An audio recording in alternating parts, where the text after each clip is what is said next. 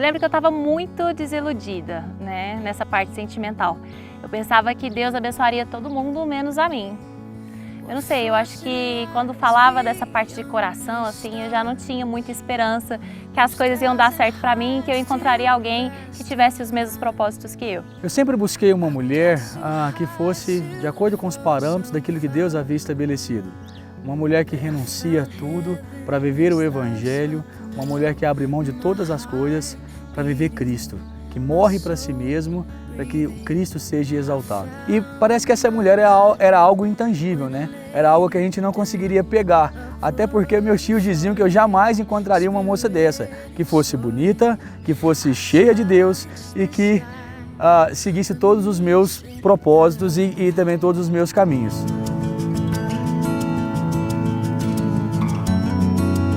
E aí chegou uma fase da minha vida que eu tive uma oportunidade para poder ir para fora e eu quis ver as possibilidades de como eu poderia me legalizar lá.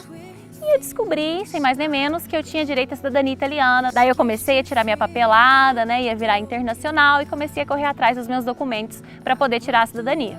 E quando ela buscava a cidadania dela, eu estava solteiro e queria arrumar uma pessoa. Fato então que eu abri uma rede social, né, entrei no Instagram para que eu pudesse me correlacionar com as pessoas. E aí então a minha mãe me disse uma frase muito interessante que eu jamais esqueci. Ela me disse o seguinte: Bruno, você não precisa entrar no Instagram para arrumar uma mulher do Senhor, porque Deus a trará na sua porta. Eu passava várias madrugadas correndo atrás desses documentos. Era pesquisa em cima de pesquisa, atrás de livros das igrejas católicas, virava madrugada olhando o Google para encontrar algum parente e, enfim, né, conquistar a minha cidadania, até que eu descobri que um dos documentos do meu pai estava na cidade de Canápolis.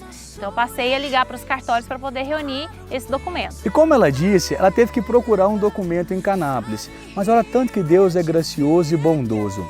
Quando eu passei no concurso do cartório, eu não iria para Canápolis. Na verdade, no dia das escolhas dos cartórios, eu escolhi Capinópolis. Mas aprove a Deus, no último instante, aconteceu uma reviravolta toda no dia das escolhas e Deus me direcionou para uma cidadezinha chamada Canápolis. Pensava eu que eu escolher Canápolis seria apenas e única e exclusivamente pelo fato de Canápolis ser muito próximo da universidade onde eu dou aula.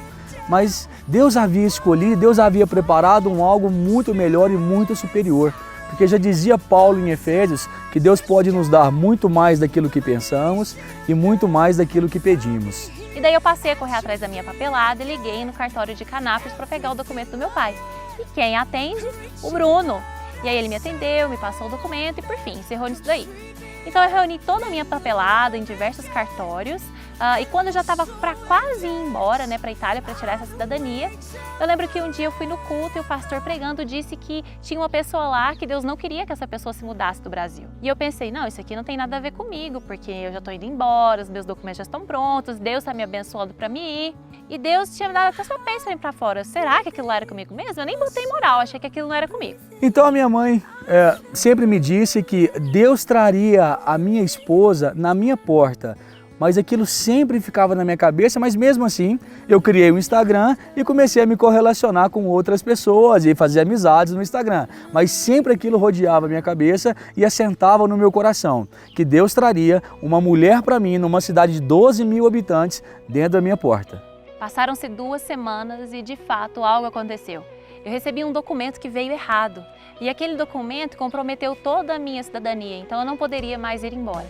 E aí no meu desespero para tentar reaver, para ver se tinha algum jeito de consertar aquele erro, eu liguei no cartório de Canápolis, que era o único cartório que poderia me ajudar. E eu lembro que eu liguei desesperada e quem me atende depois de mais de um ano, o Bruno. E aí um dia, né, uma moça me liga no cartório, completamente desesperada, fora de si, aos prantos, e ela me disse, olha, um documento está errado. E eu nem lembrava que documento estava errado era esse, eu lá sabia de documento. E a única coisa que eu quis fazer naquele momento, antes de analisar o que estava errado naquele documento, era acalmá-la à luz das Escrituras Sagradas. Eu lembro que eu estava desesperada. E com a finalidade de me acalmar, eu lembro que o Bruno me disse, moça, você crê em Deus, moça, você é cristã. Então creia na soberania de Deus, o Senhor está no controle da sua vida, Ele está cuidando de você. A vontade dEle vai se estabelecer. Eu lembro que aquilo me acalmou e a partir dali a gente se tornou amigo. E com o passar do tempo, nós fomos nos conhecendo cada vez mais e eu fui vendo cada vez mais nela uma mulher do Senhor. Mas além de uma mulher do Senhor, ela tinha todas as características que eu pedi a Deus. E eu pensava na minha cabeça, naquilo que a minha mãe dizia, será que Deus ouviu a minha mãe e trouxe aquela mulher na minha porta, essa mulher do Senhor, numa cidade de 12 mil habitantes? E quanto mais a gente se relacionava, se tornava amigo, mais eu ia tendo a certeza de que o Bruno era exatamente o tipo de pessoa que um dia eu gostaria de me relacionar. E eu lembro que eu disse para Deus que se algum dia eu fosse casar, que Ele me desse um homem que fosse igual ao Bruno. Porque o Bruno tinha exatamente os atributos de um homem que eu buscava em Deus, tinha os mesmos propósitos que eu. E daí, eu já orando há bastante tempo, conversando com ela, me correlacionando com ela, a gente conversava 7, 8 horas por dia, passava madrugadas inteiras conversando, a gente sempre dormia junto, pelo telefone, falava, vamos dormir, a gente pegava o telefone, dormia, e nem namorado éramos. Eu falei, será? Aí comecei a orar ao Senhor, eu falei, Senhor, confirma no meu coração e confirma no coração dela, que a gente pudesse se correlacionar, que a gente pudesse namorar. E fato então que deu um determinado dia, nós fomos em um determinado ambiente, eu e as amigas dela, né, por sermos cristãos, a gente não saía juntos, e aí a gente chegou ali depois desse dia, eu falei assim, olha, deixa eu falar, eu gosto de você. E aí, por incrível que pareça, uma moça linda, de um cabelo maravilhoso, de um sorriso exuberante, chegou pra mim e me disse, poxa, eu também gosto de você. Eu falei, não, mentira. E nesse dia, eu passei a noite inteira em claro, agradecendo a Deus e com meu coração borbulhando. E certa vez meu pai me disse, quando eu encontrasse a moça certa, eu não teria dúvidas. Eu saberia que seria ela. Porque eu não veria mais nenhuma outra moça e nenhuma outra moça me interessaria. E por fim, a gente foi desenrolando, a gente foi se conhecendo. Eu conheci a avó, conheci a mãe, eu conheci os avós. E ali eu acabei me apaixonando não só por ela, mas por toda a sua família. E que no dia 8 de março eu pedi ela em casamento e a gente, se Deus permitir, no dia 10 estaremos concretizando esse dia tão feliz para nós. E depois de tudo que eu vi, eu antes que pensava que nada iria dar certo, que nessa área da minha vida Deus não me abençoaria, na verdade o Senhor resolveu me abençoar. E eu estou aqui para dizer para você que talvez está tão desiludida, tão desanimada, que acha que você não vai viver nada, que o Senhor não tem preparado nada para você. Descansa o seu coração, menina, guarda o seu coração. O Senhor tem planos lindos na sua vida, o Senhor tem um propósito para cumprir na sua vida e Ele vai colocar do seu lado uma pessoa que possui os mesmos propósitos que você. E além de tudo, Ele vai confirmar no seu coração com a paz que vem dEle.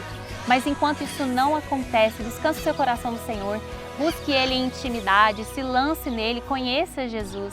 Sabe, que Jesus seja o seu primeiro namorado. Porque quando essa pessoa vier na sua vida, ela não vai simplesmente vir para te completar, você já é completa, você está em Deus. Mas ela vai vir para que vocês dois juntos possam trilhar o caminho que Deus tem para vocês.